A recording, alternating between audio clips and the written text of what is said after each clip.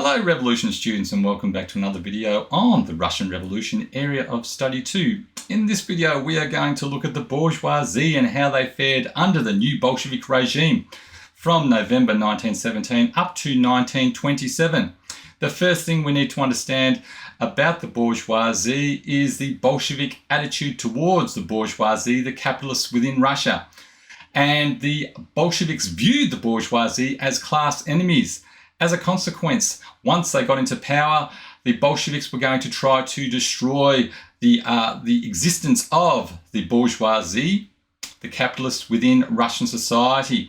And that's what they set out to do as soon as they got into power. And they did this in a number of ways. First off, they destroyed them as a social class by instituting a number of laws and decrees which took away the bourgeoisie's wealth and land.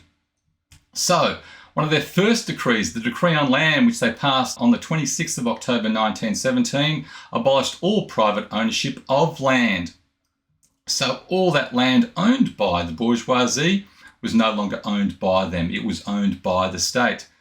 Then they passed the Decree on Workers' Control, which gave control of factory production to workers' committees, which meant that the capitalists, the bourgeoisie, no longer had full control over their factories. Later, on the 28th of June 1918, they passed the Decree on Nationalisation, and this decree was the first decree in that economic policy of war communism. War communism which was started by the Bolsheviks in order to enable them to fight the civil war more effectively, get the money they needed from Russian society in order to feed their soldiers in order to fight the whites. So the Decree on Nationalisation nationalised all private companies, and what nationalise or nationalisation means is that private companies are no longer owned by private individuals, for example the bourgeoisie, the capitalists. Those companies, the ownership of them is taken over by the state, by the government, and in theory by the people themselves. So all of these companies that were owned by capitalists, they lost that ownership, and it was now these companies were now owned by the government. And then there was war communism itself, which ran from June 1918 up to March 1921. And under war communism, money itself became worthless and it was replaced with rationing. So all of that wealth, that money that the bourgeoisie had, now was of no value at all. Okay, so the Bolsheviks instituted a number of policies, as you can see there, which took away the bourgeoisie's wealth and land. They also persecuted the bourgeoisie, the capitalists, and they did this during the Red Terror. And the chief instrument of persecution of the bourgeoisie was the Cheka. And the Cheka had a very clear attitude towards the bourgeoisie. And this you can see is declared by Martin Latsis here in October 19 when he said, "We are destroying the bourgeoisie as a class." So this was the aim of the Cheka, to destroy the bourgeoisie within Russia. It was also echoed by a pro-Bolshevik newspaper which wrote, "For the blood of Lenin and Uritsky, let there be a flood of bourgeois blood as much as possible." Many peasants and workers supported what the Cheka were doing to the bourgeoisie during the Red Terror because they believed the bourgeoisie, the capitalists, were exploiters and parasites. And this idea was clearly encapsulated by a very famous pamphlet called The Spiders and Flies, and it was written by Wilhelm Liebknecht, and in 1917 it sold over 2 million copies. Liebknecht argued that Russia itself was divided into two groups, two warring species you can see there, the spiders, who were capitalists, priests and other exploiters, and the flies, who were the workers, and with the workers we can put the peasants as well.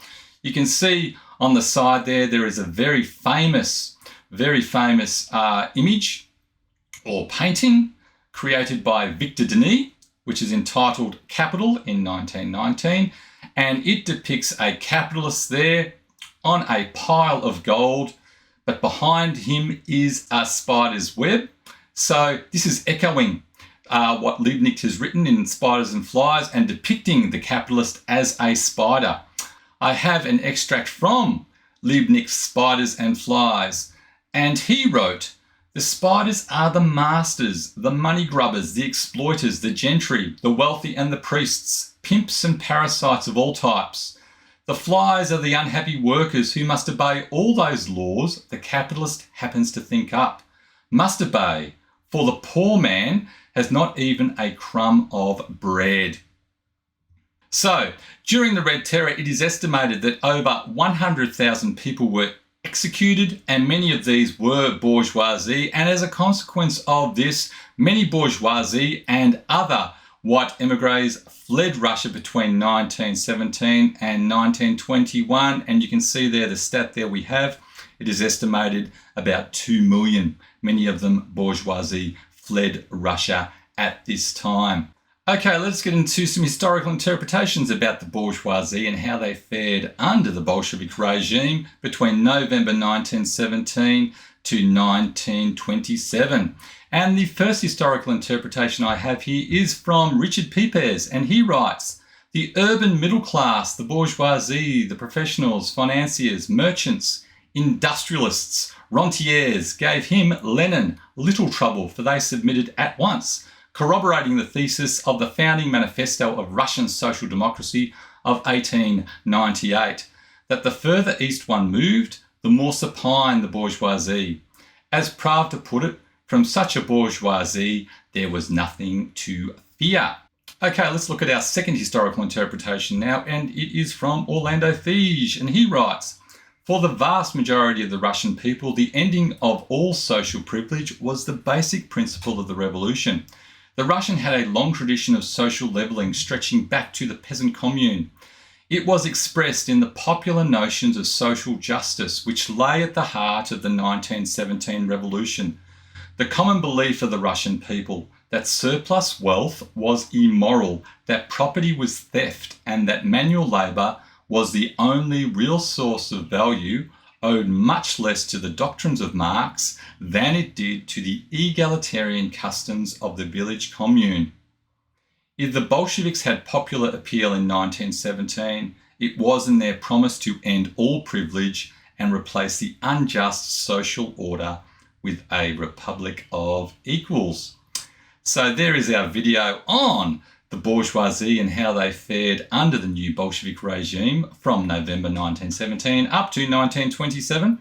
I hope you have found this video useful for your study of the Russian Revolution, Area of Study 2, and I shall see you next time. Goodbye.